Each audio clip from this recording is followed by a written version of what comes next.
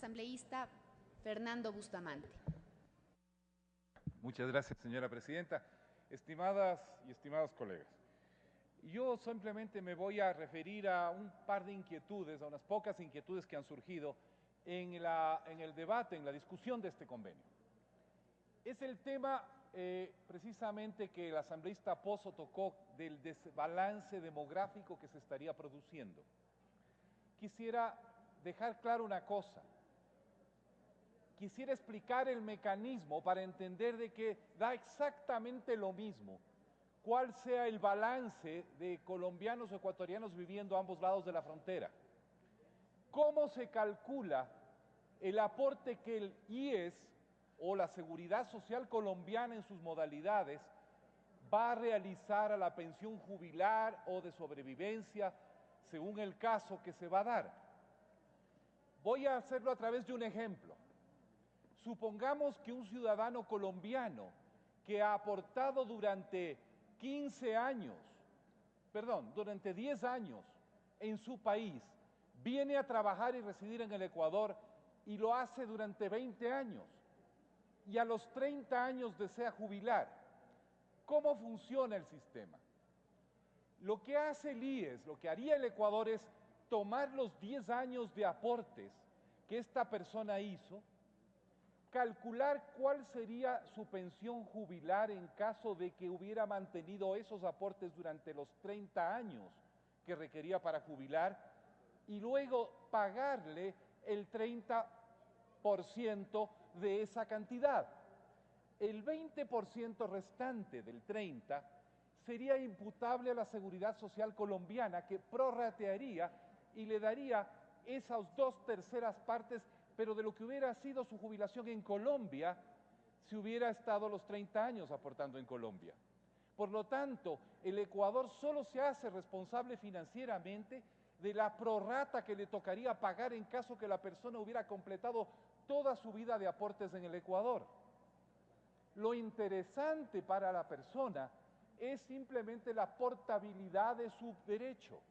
Esos 20 años que la persona trabajó en Colombia sencillamente no se pierden, son reconocidas, si no los reconocieran, quisiera jubilar en Ecuador, esta persona no tendría el número de aportes para ello, no podría jubilar. Con el actual sistema, llega donde el IES y dice, tengo 20 años de aportes en Colombia, reconózcame como si hubieran sido 20 años de aportes en el Ecuador. No las cantidades, no el dinero, sino el derecho.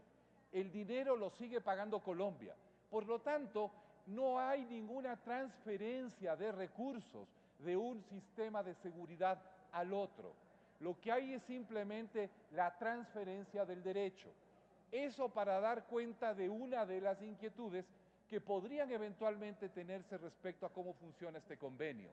El Ecuador solo paga la prorrata, lo que le corresponde a los años que estuvo trabajando en el Ecuador. Y lo mismo al revés en el caso del ecuatoriano que jubila en Colombia. Quisiera aclarar el tema de los derechos, las prestaciones de salud. El sistema de seguridad social ecuatoriano es peculiar.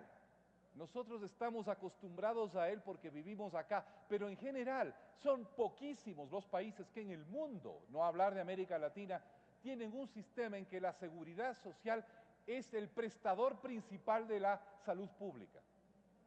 En casi todos los países del mundo, los sistemas de salud, de seguridad social no son responsables ni son los prestadores de la salud pública por antonomasia, por excelencia. Por lo tanto, cuando el Ecuador firma convenios de seguridad social, de portabilidad de derechos con terceros países, no puede incluir las prestaciones de salud que el IES sí da, ¿verdad? No lo puede hacer porque la contraparte no da esas prestaciones de salud. Por ello es que para asegurar la portabilidad de derechos en salud, lo que se está haciendo y lo que queda por hacer, no cabe otra cosa, es convenios por cuerda separada de portabilidad de derechos de prestación de salud, aparte, diferentes, como el que hemos firmado con Perú, que opera, ahí sí hay transferencias de recursos, voy a explicar. El convenio con Perú, que en este sentido es ejemplar, hace que un derecho habiente ecuatoriano, cualquiera que sea la fuente de su derecho, puede ser afiliado al IES o no. El hecho de que sea derecho habiente ecuatoriano le hace derecho habiente en el sistema de seguridad de salud pública peruano. Y de la misma forma nosotros reconocemos los derechos de salud pública que tiene un peruano en el Perú y se los otorgamos acá en el Ecuador si es que llega a enfermar o requerir esos servicios en nuestro país. Y luego sí hay neteo de cuentas entre los dos sistemas de salud. Pero en seguridad social es diferente. Por eso que vamos a tener que acostumbrarnos a tener unos acuerdos de seguridad social para pensiones de vejez o de supervivencia o funerarias, como es este caso, con unos países, y vamos a tener con esos mismos países probablemente que firmar otros convenios aparte en materia de salud pública, de prestaciones de salud. Pero esa es la intención, hacia eso queremos avanzar.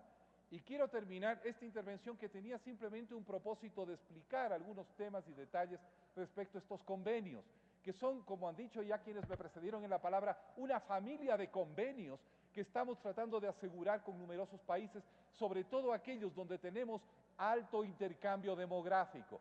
Alguien ha preguntado por qué no hacemos con Estados Unidos. En primer lugar, porque Estados Unidos no cree en la portabilidad de derechos.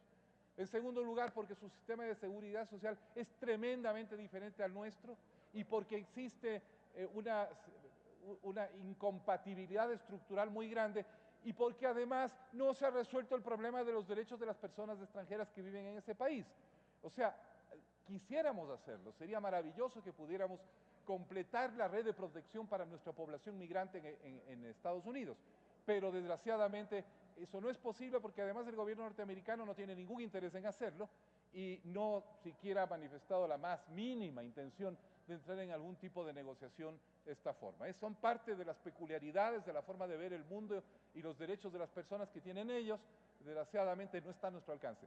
Pero lo hacemos con todos los países con los que podemos encontrar ese lenguaje común de derechos. España es un caso, ojalá lo pudiéramos hacer pronto con otros países europeos, Colombia es el caso, Venezuela es el caso, Chile y Perú es el caso. Y remarco también lo que ya dijo Zambrano en su intervención, no hay aquí ideología, no es un problema de gobiernos de izquierda o de derecha.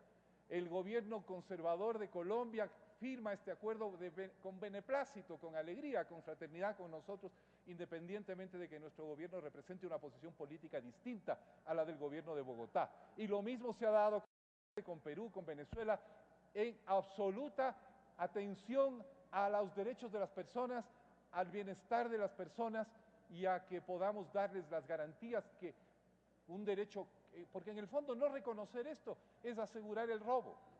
O sea, si la persona no se le reconoce los años de aportes que han hecho en otro país, se le está confiscando su trabajo, se le está confiscando su dinero, ha pagado de gana, le han quitado parte de sus ingresos sin contrapartida. Eso es lo que estamos tratando de resolver con este tipo de convenios.